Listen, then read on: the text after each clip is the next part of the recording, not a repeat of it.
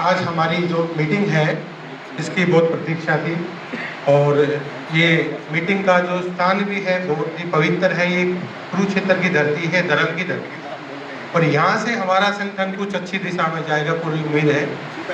तो साथियों, कुछ मुद्दे हैं जिन पे मैं आपको सामने रखना चाहता हूँ और इस सभा का समर्थन चाहता हूँ। सबसे पहले ट्रांसफ़र जो है हमारा हॉट इश्यू बना हुआ है, तो हम इसमें ये रख सकते हैं कि सरकार को अगर जनरल ट्रांसफर ड्राइव करने में दिक्कत आ रही है तो एक स्पेशल ड्राइव चला दे कि ये पोस्ट खाली है, जो अभी चाहता है वो पार्टिसिपेट कर ले।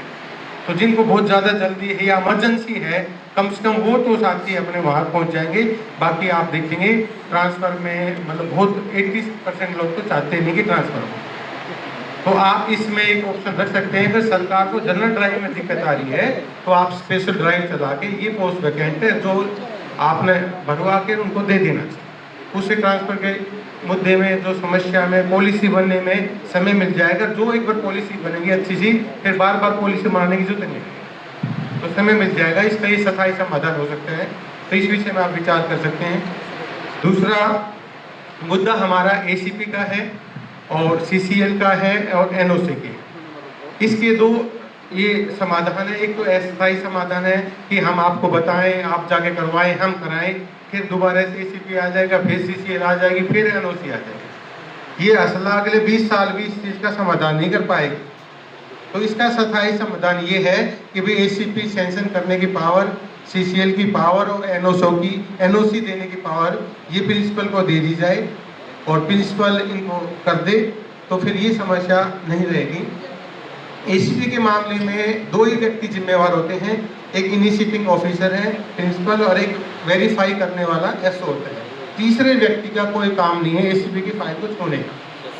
दो ही व्यक्ति हैं और इनमें से एक को भी हटा के मुख्यमंत्री के पास भी पावर नहीं है कि वो आपकी ACP दे दे, या डायरेक्टर के पास होगा। आप बता देना इस विषय में सोच के कि भाई प्रिंसिपल ने इनिशिएट नहीं की, मेरे पे पावर है, मैं आपकी ACP लगा देता हूँ। जब दो ही व्यक्ति जिम्मेवार हैं, वही रिस्पॉन्सिबल है, उन्होंने करना है, तो किसी टेबल पे जाते ही क्यों आप ये रखें भी ACP की लगाने की पावर प्रिंसिपल को दे, प्रिंसिपल जिसकी ACP होगी लगा के जैसे वो कर देगा, SO वेरीफाई करके वापस भर देगा, उसका लग जाएगा। तो ACP काम को रूटीन का काम बनाए, ये हमारा असला का मुद्दा होना ही नहीं। इस पर स्थायी समाधान का आप काम करें। और दूसरा साथी कह रहे हैं कि भाई ACP हमें मिलती है, 8 साल बाद हमारा प्रिंसिपल में प्रमोशन नहीं हुआ तो प्रिंसिपल ग्रेड का हमें फाइनेंशियल बेनिफिट मिलेगा, और प्रिंसिपल ग्रेड का जो फाइनेंशियल बेनिफिट है वो 6600 का 6000 का है, इसमें हमारा 2400 का 4100 का नहीं है। तो उस चीज़ में भी हमारा देखो, पहले कोई केस हुआ है तो उसको ट्रैक करो, नहीं हुआ है तो केस भी कर दो। हम कानूनी रूप से भी लड़ाई लड़ें और ये बात भी रखेंगे तो हमारा बहुत बेनिफिट हो जाएगा। जिनको पहले मिली है उनका एरियर बन के आ जाएगा, जिनको मिलनी है उनको उसी। दूसरा प्रमोशन, भाई हमारे लेक्चरर का रास्ता रोक के रखा हुआ है। हमारे सारे लेक्चरर अपने PhD है, नेट है, हाईली क्वालिफाइड है, और यूनिवर्सिटी कॉलेज के अंदर 65% पोस्ट खाली पड़ी पिछले 10 सालों से। तो आप जो है को टेस्ट लें या इंटरनल किसी तरीके से पुलिस कैडर में भी प्रमोशन का रास्ता निकलवाना चाहिए। इस पे भी हमारी एक टीम गठित करके आप उस टीम को जिम्मेवारी दे दो कि भाई इसके फाइंड इफेक्ट करो, क्या फिजिबिलिटी है, तो वो काम एक टीम को दे सकते हैं, कमेटी बना सकते हैं मुद्दों। तो जितने हमारे मेन मुद्दे हैं जिन पे हमारा भविष्य निर्भर करता है, जिससे हमारा असला का वजूद बचा रहेगा, हमारी शिक्षा व्यवस्था मजबूत होगी, उन मुद्दों पे आप कमेटी बनाएं और जिम्मेवारी देके साथियों को जो इंटरेस्टेड है उसको आगे बढ़ाएं। फिर बात आती है वाइस प्रिंसिपल की। आप स्कूल में एक व्यक्ति है, प्रिंसिपल है, उसको मीटिंग में जाया रहता है, स्कूल की व्यवस्था खराब हो जाती है। और जब KVS के अंदर दिल्ली में, राजस्थान में, पंजाब में, पूरे हरियाणा में, NVS में, सब में वाइस प्रिंसिपल है, तो यहाँ भी कोई अलग से बनता नहीं देनी, तो इस पोस्ट को भी क्रिएट कराए। एक वाइस प्रिंसिपल एक एकेडमिक का काम देख लीजिए, एक नॉन एकेडमिक का देख लीजिए, तो स्कूल बहुत अच्छे से चलेंगे। तो इस चीज़ पर भी आप जो हमारे लेक्चरर के प्रमोशन के रास्ते खुल जाएंगे, ये हमारा भविष्य का काम है, इस पर हमें करना चाहिए और साथी भी चाह रहे हैं लंबे समय से। दूसरा हमारा हरियाणा स्कूल लेक्चर एसोसिएशन है, और अभी इसमें कोई लेक्चरर है नहीं, तो सारे PGT हैं।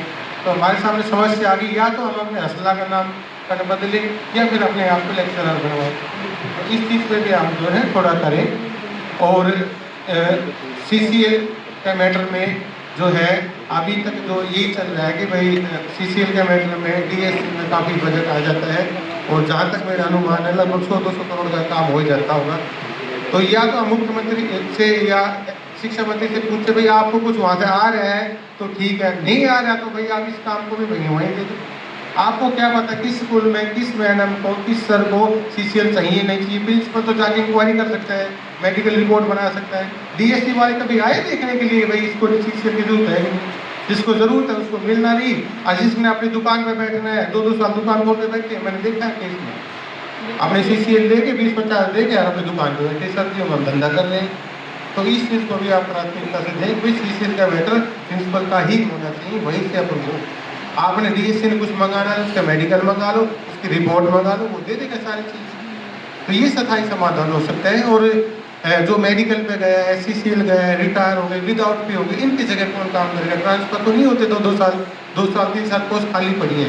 तो इसके लिए मैं एक सुझाव रखना चाहता हूँ कि भाई हम असला हमारे एक टीचर बैंक की मांग कर ले, भाई टीचर का बैंक बना लिया जाए, जो क्वालिफाइड लोग हैं जिनको जॉब नहीं लगी है उनमें उनका सिलेक्शन कैसे करके रख लो टीचर बैंक में। और जो साथी मेडिकल में जाना चाहता है या मेडिकल में गया हुआ है 2 साल के लिए, उसको वहाँ से अपॉइंट कर दो। CCL पे कोई जा रहा है 6 महीने से ऊपर, उसकी जगह उसको लगा दो।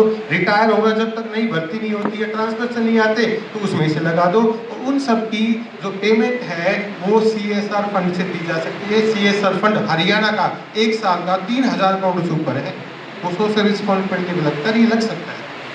कंपनियाँ स्कूलों के अंदर टीचर की पूरी सैलरी भी दे रही है, टीचर की दे रही, फरीदाबाद में दी है, पलवल में मैंने देखा है, वो कंपनी टीचर देती है, उनकी पूरी सैलरी देती है।